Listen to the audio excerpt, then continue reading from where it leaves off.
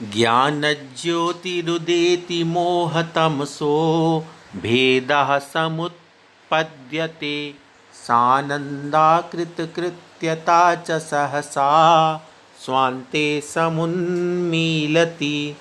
यस्यैकस्मृतिमात्रतोऽपि भगवानत्रैव देहान्तरे देवस्तिष्ठति मृग्यतां सरवसा धन्यत्र किं धावत।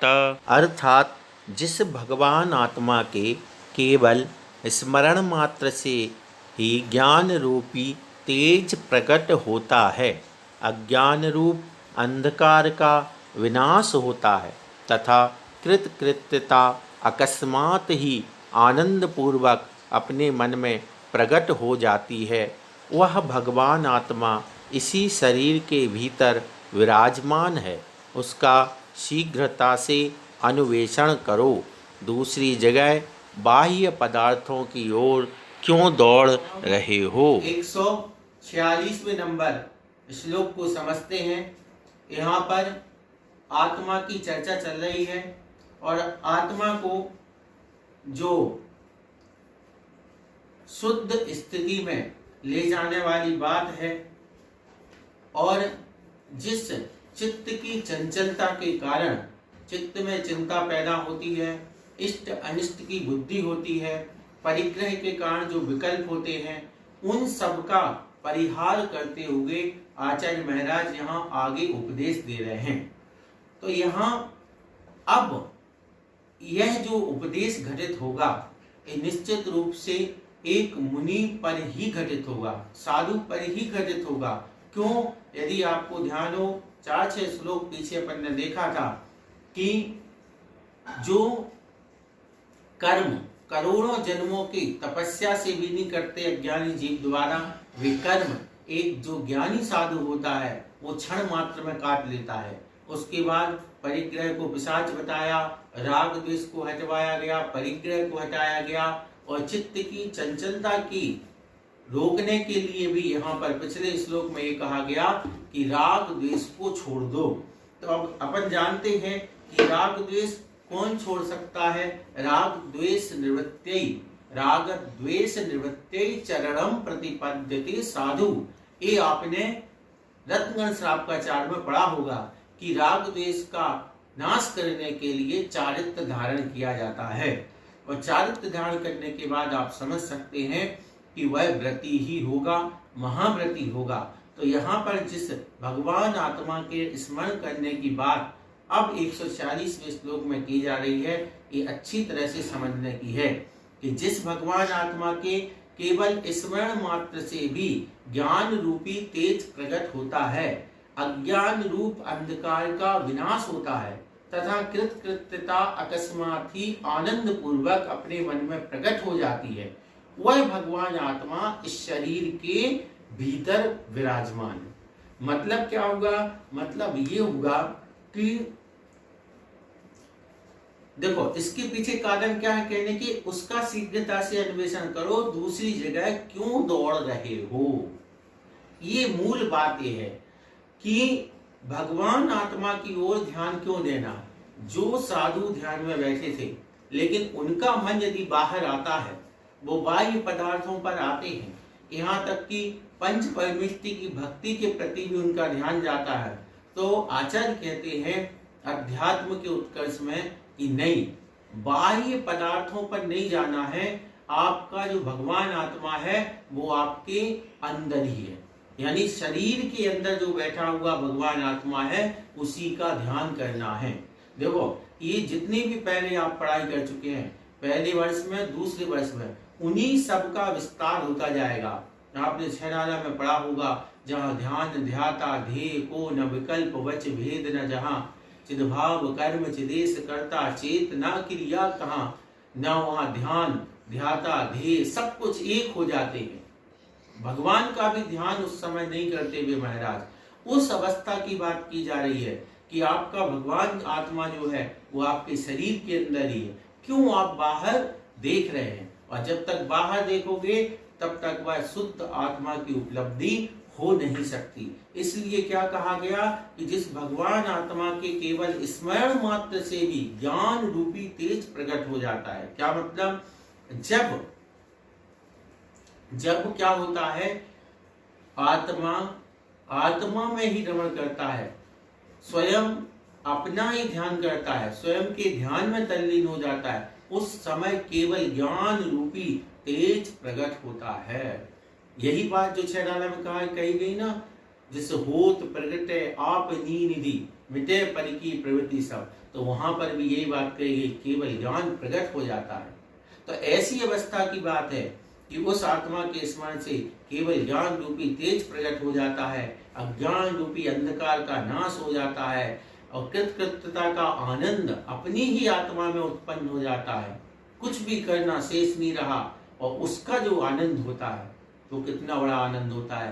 तो ये बात यहाँ पर बताई जा रही है कि हे मुनि, आपका मन जो बाहर की ओर जा रहा है, बाहर नहीं ले जा करके अपनी ही अंदर जो भगवान आत्मा है उस आत्मा के ध्यान में लगाओ। उस समय सिर्फ अपनी आत्मा में ही लीन होना, और इसी से क्या होता है, ज्ञान रूपी तेज प्रकट होता है।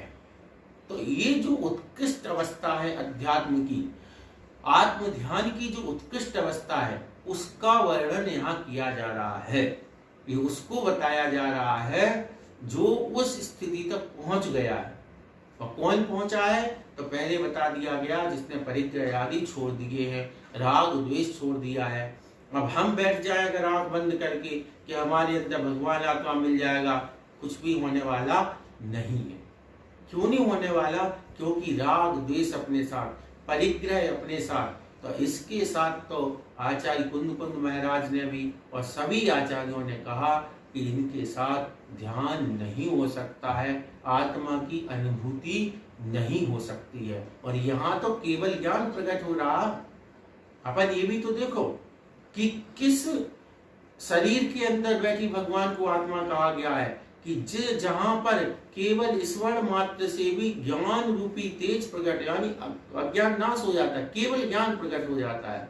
तो ये उस समय की बात है। इसलिए इस आत्मा का ध्यान करना मना नहीं है, लेकिन ध्यान की वह उत्कृष्ट स्थिति जो प्राप्त होती है वो साधुओं को होती है।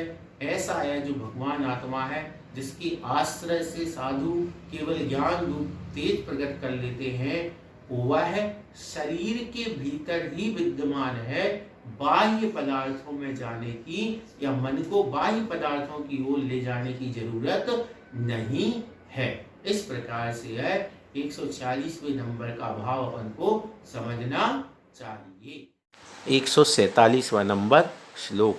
जीवा जीव विचित्र वस्तु विविधा कारद्विरूपादयो रागद्वेष कृतोत्र मोहवसतो दृष्टाः श्रुताः सेविताः जातास्ते दृढ़ बंधनं चिरमतो दुःखं तवात्मन्निदं नूनं जानत येव किं वहिर्सा वद्यापि धीर धावती। अर्थात हे आत्मन, यहाँ जो जीव और अजीव रूप विचित्र वस्तुएं, अनेक प्रकार के आकार, रिद्धियाँ एवं रूप आदि राग द्वेष को उत्पन्न करने वाले हैं, उनको तूने मोह के वश होकर देखा है, सुना है तथा सेवन भी किया है। इसीलिए वे तेरे लिए चिरकाल से दृढ़ बंधन बने हुए हैं, जिससे कि तुझे दुख भोगना पड़ रहा है।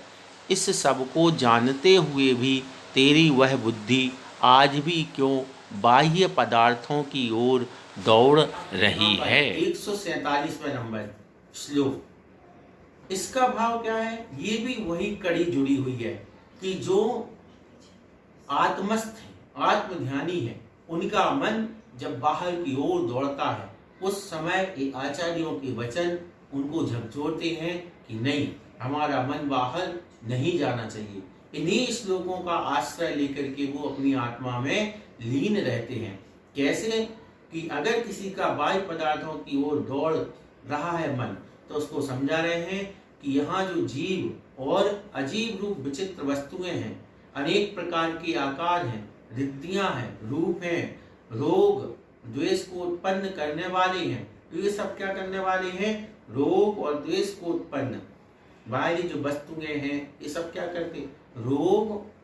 अब ये रोग तो यहाँ पर शायद गलत हो गया हिंदी अर्थ, राग द्वेष। तो राग द्वेष यानी जो बाह्य पदार्थ हैं, वस्तुएं हैं, वे राग द्वेष को उत्पन्न करने वाली हैं। उनको तुमने मोह के बस होकर के देखा है। अब क्या करते हैं अपन? किसी को अच्छा मानते हैं, किसी को बुरा मानते हैं। तो ये क्या है? अपना मोह है। मोह के कारण वह वस्तु अच्छी और बुरी प्रतीत होती है। सुना है तथा सेवन भी किया है, इसलिए वे तेरे लिए चिरकाल से दृढ़ बंधन बंधे हुए हैं। फिर क्या है? उन वस्तुओं के पीछे हम दौड़ रहे हैं। क्यों? क्योंकि उनमें हमने इष्ट और अनिष्ट की कल्पना कर रखी है। इष्ट और अनिष्ट की कल्पना कर रखी है। अब देखो कितनी वस्तुएं हैं जिनको हम सोचते हैं कि इनसे हमारा काम चल रहा है, और आज ऐसी हालत में जब हम घर में हैं तब कितनी कम वस्तुओं में काम चल रहा है, कितनी कम चीजों से हमारा जीवन भी अच्छी तरीके से चल सकता है, आज अपन को पता चल रहा है। और जब सामान्य जीवन चल रहा था तब क्या सोचते थे? ये भी जरूरी है, इसके बिना कैसे रह सकते, ये भी जरूरी है, उसके बिना कैसे रह सकते हैं। तो वो क्या था? मोह। उसी के कारण हम यह जो अपना चेतन आत्मा है वह भी जड़ वस्तुओं से बंध जाता है। इसलिए क्या हो गया? वे तेरे लिए चिरकाल से दृढ़ बंधन बंधे हुए हैं, जिससे कि तुझे दुख भोगना पड़ रहा है। अब क्या होता है? मान के चलो अपने किसी वस्तु को इष्ट समझ रखा, उसका वियोग होता है, जैसी वो खत्म होती है, नाश होती है, छूट जाती है, लुट जाती है, तो रोते गाते हैं, तो उनसे दुख हो रहा है। अनिष्ट अपन जिसको समझते उसका संयोग हो जाता है तो दुख होता है। इन सबको जानते हुए भी तेरी वह बुद्धि आज भी क्यों बाह्य पदार्थों की ओर दौड़ रही है, जब पता है कि ये बाह्य पदार्थ हमें मोहित करते हैं। इन बाह्य पदार्थों के कारण आत्मा इसी संसार में ही अपना चित्त लगाए रहता है, राग द्वेष करता है, इष्ट अनिष्ट की कल्पना करता है, दुखी होता है। जब इतना सब कुछ है तो क्यों बाह्य पदार्थों के प्रति चित्त लगाया जाए। एक बात और यहाँ पर अपन को देखनी है कि जैसे ये श्लोक है, अब ये मैं पहले भी कह चुका हूँ, फिर भी कह रहा हूँ, कई श्लोक ऐसे हैं जो उपदेशात्मक है। ये श्लोक जो भी अपन पढ़ रहे हैं ये भी क्या है? उपदेशात्मक है कि बाह्य पदार्थों से राग नहीं करो, ये उपदेशात्मक है। इनमें से जब कोई समझदार व्यक्ति होता है और कोई पेपर बनाता है, प्रश्न पत्र निर्मित करता है, तो इनकी जो स्थिति है इस प्रकार के उपदेशों की, इन उपदेशों को वह प्रश्नों में नहीं डालता है। तो पेपर बनाने वाला इनको प्रश्न में नहीं बदलेगा, ये सिर्फ अपने कल्याण के लिए है। ये हमारे कल्याण का उपदेश है कि हम बाह्य पदार्थों में मोह नहीं करें। हाँ, जहां पर मोह निक्रम की परिभाषा आ जाए, मोह किसे कहते हैं वो समझ में आती है। फिर क्वचित कदाचित अगर इन प्रश्न का मतलब इन श्लोकों संबंधी प्रश्न बने भी तो कैसे बनेगा? तो वह प्रश्न ऐसे बनेगा जिसको आपको याद करने की जरूरत नहीं होता, सिर्फ समझने की बात है कि मोह के कारण यह जीव कैसे संसार में दुखी होता है। अब आपको उसको इसी के आधार पर अपने शब्दों में उसका वर्णन करना पड़ेगा कि मोह के कारण यह जीव बस पर वस्तुओं में इष्ट अनिष्ट की कल्पना कर लेता है। इष्ट का संयोग होता है तो उसको दुख होता है, अनिष्ट इष्ट का वियोग होता है तो दुख होता है, अनिष्ट का संयोग होता है तो दुख होता है। ये वस्तुएं क्या है? इन वस्तुओं के कारण वह बंधा हुआ रहता है, मतलब वस्तुओं से बना रहता है, इसके कारण हमेशा दुख ही उत्पन्न हुआ है।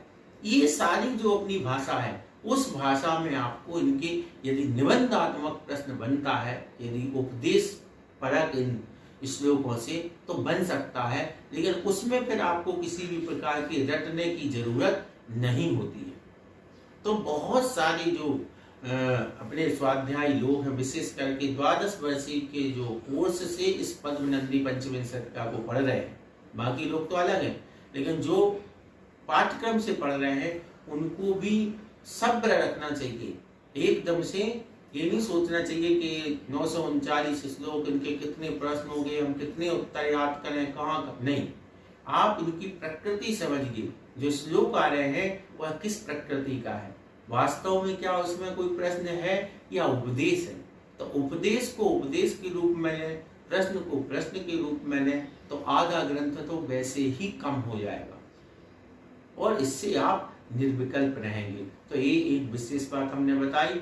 इस श्लोक में जो 147 नंबर श्लोक है, इसमें इतना ही कहा गया है कि जीव से भिन्न जो अजीब आदि वस्तुएं हैं, शरीर है, पर पदार्थ है, यहाँ तक कि रिद्धियां आदि भी हैं, ये सब क्या होती हैं, ये राग देश उत्पन्न कराती हैं। क्या कराती पर वस्तुएं? राग देश, मेरा है, तेरा है, लड़ाई झगड़े, सब कुछ इन्हीं के कारण होते हैं। तो इनमें और इनका सेवन करता है व्यक्ति और देखता है प्रत्यक्ष रूप से कि ये राग द्वेष कराने वाली वस्तुएं हैं, इसलिए वे तेरे लिए चिरकाल से दृढ़ बंधन। क्यों? क्योंकि हमने उनमें राग द्वेष कर लिया। तो राग के कारण अगर हम जिससे राग करते हैं वो हमारा कोई छीने कोई वस्तु, तो निश्चित रूप से लड़ाई हो गई। और जब राग द्वेष नहीं होता है तो फिर ये वस्तुएं व्यक्ति को, जीव को संसार में बांध करके नहीं रख सकती हैं। इस प्रकार का इस श्लोक का भाव है। अंत में क्वेश्चन मार्क किया गया है कि इतना सब कुछ जानते हुए भी कि हमें मोहित करती हैं। छैराला में भी पढ़ लिया, स्टोपदेश में भी पढ़ लिया, रत्नगंड में भी पढ़ लिया, फिर भी अगर उसके बाद बाह्य पदार्थों की ओर मोह हो रहा है तो आचार्य महाराज यहाँ प्रश्न चिन्ह लगा रहे कि इन सबको जानते हुए भी तेरी वह बुद्धि आज भी क्यों बाह्य पदार्थों की ओर दौड़ रही है। इस प्रकार से यह श्लोक पूर्ण हुआ। 148वां नंबर श्लोक। भिन्नोहम वपुषो बहिर्मलकृतान् नानाविकल्पौघतः शब्दाश्चेदचिदेकमूर्तिरमलः शान्तः सदानन्दभाक् इत्यास्थास्थिरचेतसो दृढतरं साम्यादनारम्भिणः संसाराद् भयमस्ति किं यदि तदप्यन्यत्र कः प्रत्ययः। अर्थात मैं बाह्य मल यानी रजबीर से उत्पन्न हुए इस शरीर से अनेक प्रकार के विकल्पों के समुदाय से तथा शब्दादिक से भी भिन्न हूँ। स्वभाव से मैं चैतन्य रूप अद्वितीय शरीर से संपन्न, कर्ममल से रहित, शांत एवं सदा आनंद का उपभोक्ता हूँ। इस प्रकार के श्रद्धान से जिसका चित्त स्थिरता को प्राप्त हो गया है तथा जो समता भाव को धारण करके आरंभ से रहित हो चुका है, उसे संसार से क्या भय है? कुछ भी नहीं। और यदि उपर्युक्त दृढ़ श्रद्धान के होते हुए भी संसार से भय है तो फिर कहाँ विश्वास किया जा सकता है? कहीं नहीं। वही आत्मा के संबंध में चर्चा करने वाला यह 148वें नंबर का श्लोक, इसका भाव अपन समझते हैं। वही चर्चा चल रही है कि आत्मा के बारे में कैसे विचार किया जाए, कैसे पक्का श्रद्धान किया जाए, उस पक्के श्रद्धान का फल क्या है। तो यहाँ ये कहा जा रहा है कि जिसका आत्मा पर सही श्रद्धान है, सही विश्वास है, उसको संसार में भय नहीं हो सकता है। देखें क्या कहते हैं, मैं बाह्य मल से यानी रज और वीर से उत्पन्न हुए इस शरीर से अनेक प्रकार के विकल्पों के समुदाय से तथा शब्द आदि से भी भिन्न हूँ। यह आत्मा कैसा है? जो शरीर है, इस शरीर से भी अलग है, मतलब ये जो है ये आत्मा नहीं है। तो इस प्रकार शरीर से भी भिन्न हूँ। और अनेक जो विकल्प हैं, बाहरी जो चिंताएं, इनका भी आत्मा से कोई संबंध नहीं है। शब्द आदि से भी भिन्न हूँ। अब अपन कोई कहे कि आत्मा शब्दों के द्वारा भी व्यक्त होने वाला नहीं है। स्वभाव से मैं चैतन्य रूप अद्वितीय शरीर से संपन्न कर्म, देखो अब कैसा आत्मा है? अद्वितीय शरीर है, चैतन्य रूप अद्वितीय शरीर, मतलब चेतना जीव के अलावा और किसी के पास नहीं पाई जाती है और ये हर जगह रहेगी। चेतना है तो ये हर जगह रहेगी। जब तक जीव है तो चेतना है, क्योंकि चेतना लक्षणों जीवा, तो जहां जहां जीव है वहां वहां चेतना है। तो चेतना इसका अद्वितीय शरीर है जो और किसी के पास नहीं हो सकता है। तो ऐसे शरीर के साथ कर्म मल से रहित है यह आत्मा। यहाँ निश्चय की प्रधानता से बात हो रही है। तो निश्चय अपन ने देख ही लिया, नय क्या होता है, एक दृष्टि है, और वह निश्चय नय से जब वो देखेगा तो उसको कैसा दिखेगा, उसमें कर्म नहीं दिखेंगे। जब निश्चय नय से देखेगा तो उसको कर्म नहीं दिखेंगे। जैसे मान के चलो, इसी बात थोड़ा सा नय के बारे में यहाँ लगा देते एक बार, कि एक व्यक्ति को मान के चलो दो लोग हों, और मान के चलो जैसे एक तो उसको बुखार हो गया हो और एक डायबिटीज हो। अब जब बुखार वाला अपन थर्मामीटर लगाएंगे तो वो बुखार ही बता, तापमान बताएगा, वो डायबिटीज नहीं बताएगा। और डायबिटीज एक ही आदमी है, उसी समय उसको बुखार भी है और उसको डायबिटीज भी है। हमने थर्मामीटर लगाया, थर्मामीटर से बुखार बताएगा। फिर हमने डायबिटीज की जो मशीन जो भी है चेक करने की उसको लगाया तो वो डायबिटीज बताएगी, बुखार नहीं बताएगी। क्यों? क्योंकि वो एक काम, उसका काम है ये तौलना नापना। अब आप कहोगे अरे भैया मरीज तो एक ही था उसमें से, नहीं। तो यही बात है, इसी तरीके से नय है। नय कहता है हर नय का अपना अपना, हर नय अपने आप में थर्मामीटर है। वो कहता मैं सिर्फ इतना चेक करके जानता हूँ, क्योंकि अंश रूप में जानता है नय। तो नय क्या कहता है, अभी तुमने निश्चय नय का थर्मामीटर लगाया, बस मैं ये देखूंगा इस जीव को कोई कर्म नहीं है, बिल्कुल शुद्ध बुद्ध है। और जब व्यवहार नय का चश्मा लगेगा, व्यवहार नय का थर्मामीटर से नापा जाएगा, तो वो उसको तो फिर सारे कर्म लगे हुआ आत्मा दिखेगा। इस प्रकार से यहाँ पर निश्चय नय की प्रधानता से यह चेतन रूप शरीर से संपन्न कर्ममय से पूरी तरह रहित है, शांत एवं सदा आनंद का उपभोक्ता है।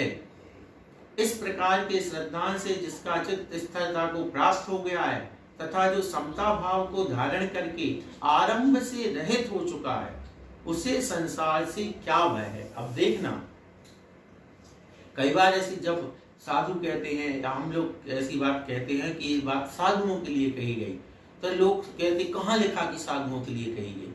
अब आप ही समझिए इस बात को कि यहाँ क्या कहा कि आरंभ से रहित हो चुका है।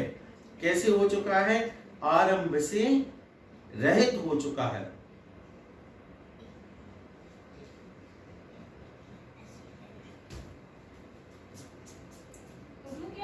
नहीं, साम्यात अनारंभिणा, ये देखो संस्कृत में भी लिखा है अनारंभिणा।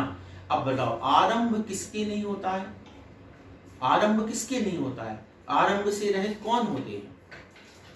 अब 8वीं प्रतिमा है आरंभ त्याग, तो 7वीं प्रतिमा तक तो गृहस्थी घर में आरंभ करता है। कहने का तात्पर्य ये है कि जो जिस अवस्था का वर्णन किया जा रहा है, जिसका वर्णन किया जा रहा है, उसकी अपन को दशा यानी अवस्था भी देखनी पड़ेगी। ये किस पे लागू होगा? अगर हम सोच लें कि हमारे ऊपर लागू हो जाए तो लागू होने वाला नहीं है।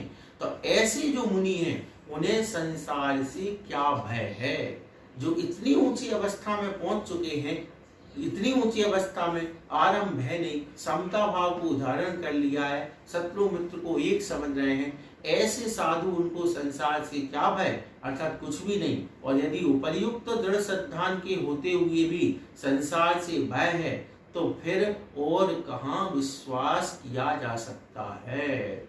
अगर साधु को भी, मतलब ध्यानस्थ साधु, वीतरागी साधु और निश्चय नय में डूबे हुए साधु, देखो यहाँ पर भी बहुत ध्यान रखना, जो निश्चय अवस्था को, अभेद रत्नत्व को प्राप्त साधु है, उन साधुओं के मन में भी अगर भय आ जाए तो फिर कहाँ विश्वास किया जा सकता है? भाव यह है यहाँ पर कि जो ऐसे साधु हैं, अभेद रत्नत्रय में है, निश्चय नय की दृष्टि को लिए हुए हैं, उन साधुओं को संसार से किसी भी प्रकार का भय नहीं होता है। तभी तो कहा जाता है तिन सुथिर मुद्रा देख मृगगण उपल खाज खुजावते। वो ऐसे ध्यान में बैठे रहते हैं कि हिरण आकर आदि आकर के उनके पीठ से अपनी खुजली मतलब खुजाते हुए निकल जाते हैं, फिर भी उनको कोई असर नहीं होता है। शांति सागर जी महाराज अपने जो थे उनके कितने बार गले में सर आ गया, फोटो भी आए उनके, सब कुछ हुआ, लेकिन वो इस अवस्था में थे तो उनके क्या हुआ, उनका बाहर में ध्यान नहीं गया, डर नहीं लगा। लेकिन ये अब एक बात और, क्योंकि ऐसे जो श्लोक होते हैं इनमें भटकने के चांस बहुत रहते हैं।